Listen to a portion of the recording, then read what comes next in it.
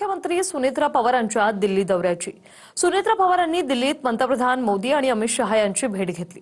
पण या भेटीकडे विलीनीकरणाच्या अँगलनेही राजकीय वर्तुळात पाहिलं जातंय आणि त्यातच उद्या रोहित पवारांनी विलीनीकरणावरून खुलासा करणारी पत्रकार परिषदही रद्द केली। पडद्याआड नेमकं काय काय घडतंय पाहूया। विलीनीकरण कुठल्या पक्षामध्ये एक एनडीए सोबत जाण्याचा कालही होता, आजही होता आणि उद्या भविष्यामध्ये सुद्धा राहील। एनडीएमध्ये येण्याच्या बाबतीतली सुद्धा स्पष्टता कुणीतरी करणं अत्यंत आवश्यक आहे।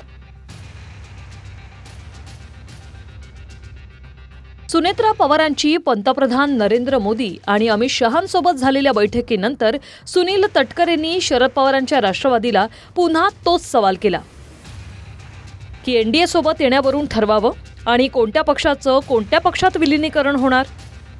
महाराष्ट्राचे थोर शिल्पकार चव्हाण साहेबांच्या समाधीच्या ठिकाणी नतमस्तक होण्यासाठी बहिणी गेल्या त्यावेळेपासून मी विचारलं की बाबा विलीनीकरण कुठल्या पक्षामध्ये एक आम्ही एनडीएमध्ये आहोत। एनडीएमध्ये भाजप प्रणित आज देशातला महत्त्वाचा एक घटक आणि यूपीए म्हणजे काँग्रेस प्रणित घटक, अशा वेळेला आम्ही एनडीएमध्ये आहोत। दादा असतानाच मी वारंवार भूमिका स्पष्ट केली की आम्ही निर्णय घेतला सामूहिकरित्या दादाच्या नेतृत्वाखाली एनडीएसोबत जाण्याचा। कालही होता, आजही होता आणि उद्या भविष्यामध्ये सुद्धा राहील। त्याच्यामुळे एनडीएमध्ये येण्याच्या बाबतीतली सुद्धा स्पष्टता कुणीतरी करणं अत्यंत आवश्यक आहे। आणि मग आता विलीनीकरण किंवा काय उपमुख्यमंत्रीपदाची जबाबदारी बहिणींनी स्वीकारलेली त्या ठिकाणी आहे। अजितदादांच्या निधनानंतर सुनेत्रा पवार पहिल्यांदाच दिल्लीत आल्या। त्यांनी पंतप्रधान मोदींची भेट घेतली। मोदींसोबत सुनेत्रा पवारांची जवळपास 40 मिनिट चर्चा झाली। मोदींची भेट घेतल्यानंतर सुनेत्रा पवार अमित शहांच्या भेटीला आल्या। शहांसोबतही जवळपास अर्धा तास बैठक झाली। अजितदादांच्या निधनाबद्दल पंतप्रधान नरेंद्र मोदींनी शोक व्यक्त केला। एनडीएतील घटक पक्ष म्हणून भाजप राष्ट्रवादी काँग्रेससोबत राहणार अशी ग्वाही मोदींनी दिली। तसंच उपमुख्यमंत्री काम करताना भाजप ठामपणे सोबत असेल असा विश्वास मोदींनी सुनेत्रा पवारांना दिला। मोदी आणि शहांसोबतच्या भेटीत सुनेत्रा पवारांसोबत त्यांची दोन्ही मुलं पार्थ आणि जय पवारांसह प्रफुल्ल पटेल आणि सुनील तटकरेही हजर होते। पण या भेटीकडे दोन्ही राष्ट्रवादीच्या विलीनीकरणाच्या चष्म्यातूनही पाहिलं जातंय। सुनेत्रा पवारांच्या आधी मुख्यमंत्री फडणवीसही दिल्लीत तडकाफडकी आले। आता सुनेत्रा पवारांनी मोदी आणि शहांची भेट घेतली, तर येत्या 17 तारखेची शरद पवारांच्या राष्ट्रवादीची बैठक विलीनीकरणाच्या दृष्टीने महत्त्वाची ठरू शकते। दादांच्या निधनानंतर शरद पवारांच्या राष्ट्रवादीची पहिली बैठक आहे। 17 तारखेला मुंबईत बैठक होण्याची शक्यता आहे। पवारांच्या राष्ट्रवादीचे वरिष्ठ नेते या बैठकीला हजर राहणार असून विलीनीकरणावरून भूमिका स्पष्ट करण्याबाबत ठरवलं जाईल। 17 तारखेच्या बैठकीच्या आधी रोहित पवार उद्या विलीनीकरणासंदर्भात पत्रकार परिषद घेणार होते, पण अचानक ट्विट करून ही पत्रकार परिषद रद्द झाल्याचं सांगितलंय। गेल्या 8 दिवसापासून 12 फेब्रुवारीला विलीनीकरणावरून पत्रकार परिषद घेणार असल्याचं रोहित पवार सांगत होते। अजितदादांसोबत कशा बैठका झाल्या, काय चर्चा झाली हे प्रेझेंटेशनसह मांडणार हे दिल्लीतही उद्याची पत्रकार परिषद रद्द करण्याच्या काही तास आधी रोहित पवारांनी सांगितलं। दरम्यान रोहित पवारांनी ट्विटमध्ये काय म्हटलंय ते पाहूया। आज अजितदादांच्या दुर्दैवी अपघाती निधनाच्या चौकशीचा विषय हा आमच्यासाठी महत्त्वाचा आहे। तो योग्य दिशेने जाण्यासाठी माझ्या काही बैठका सुरू आहेत।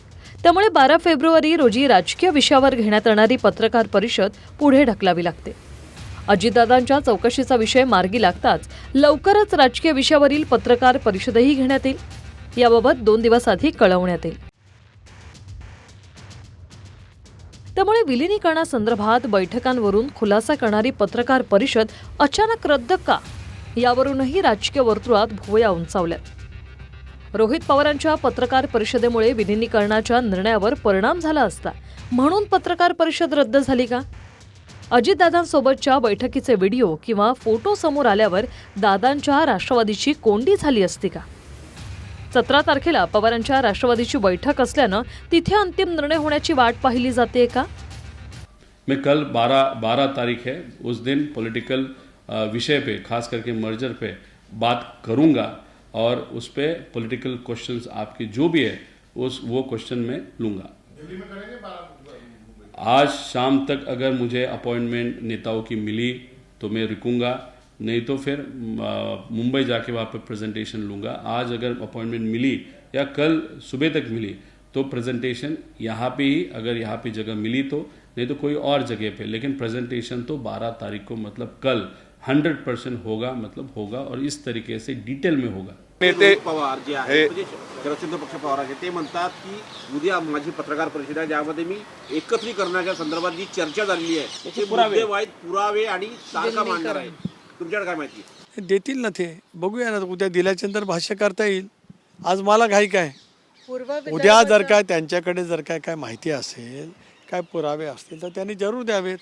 पण मला हे कळू शकत नाही की ते पुरावे किंवा विलिनीकरणाची चर्चा दादांचं शव अंत्यदर्शनासाठी विद्याप्रतिष्ठानमध्ये ठेवलेलं असताना विलिनीकरणाची चर्चेची सुरुवात का, कोणाला का घाई झाली, त्या प्रश्नाचं सुद्धा उत्तर अजून काय मिळालेलं नाही। आता यापेक्षा या विषयावरती मला अधिक काय बोलायचं नाही। उद्या जर काय पत्रकार परिषद झाली, विलिनीकरणाचा काय विषय असेल, त्याच्याशी राष्ट्रवादी काँग्रेस पक्ष म्हणून आमचा काय त्याच्याशी संबंध असेल तर जरूर त्या बाबतीमध्ये मी बोलेन। विलिनीकरणाची घाई शरद पवारांच्या राष्ट्रवादीच्या नेत्यांना झाली, अशी अप्रत्यक्ष टीका सुनील तटकरेंची। त्यामुळे अजितदादांचं पार्थिव विद्याप्रतिष्ठानमध्ये अंत्यदर्शनासाठी ठेवलेलं असताना विलिनीकरणाच्या चर्चेची घाई का, असा सवाल तटकरेंचा आहे। अर्थात विलिनीकरणाचा निर्णय आता सुनेत्रा पवार आणि शरद पवारांनाच घ्यायचा आहे। पण त्याचवेळी शरद पवारांची राष्ट्रवादी भाजपसोबत सत्तेत सहभागी होणार का? शरद पवार नेमकं काय ठरवणार, असे अनेक प्रश्न आहेत। दिल्लीहून प्रमोद जगतापसह ब्युरो रिपोर्ट TV9 मराठी।